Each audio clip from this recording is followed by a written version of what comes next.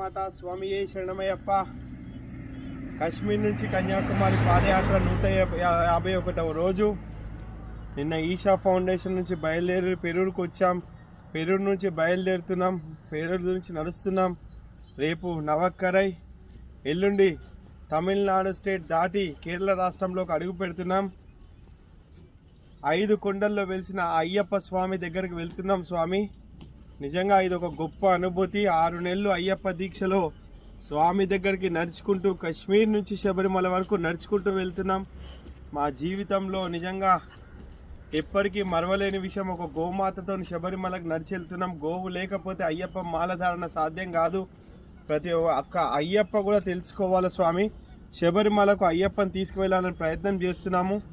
అదేవిధంగా అందులో భాగంగా ట్రెవెన్కోర్ బోర్డు అధ్యక్షుడు ప్రశాంత్ గారికి, ఈఓ గారికి, అదేవిధంగా రాజీవ్ కంటరారు, మోహనార్ తాంత్రి గారికి అందరికి కూడా లెటర్స్ పంపించడం అఫీషియల్గా త్రివేంద్రంలో బోర్డు మీటింగ్లో కూడా ఈ అజిత్ గారికి మెంబర్స్ కూడా ఇవ్వడం జరిగింది.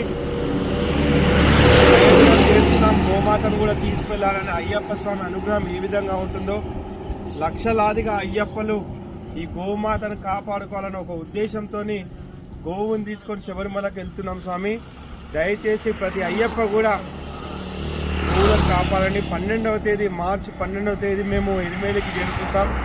ఎరిమేలి నుంచి 13కు నీలక్కల్ నుంచి పంబాకు చేరుకుంటాం. స్వామి, 14వ తేదీ ఉదయం పంబా నుంచి సన్నిధానానికి పాదయాత్రగా వెళ్తాము.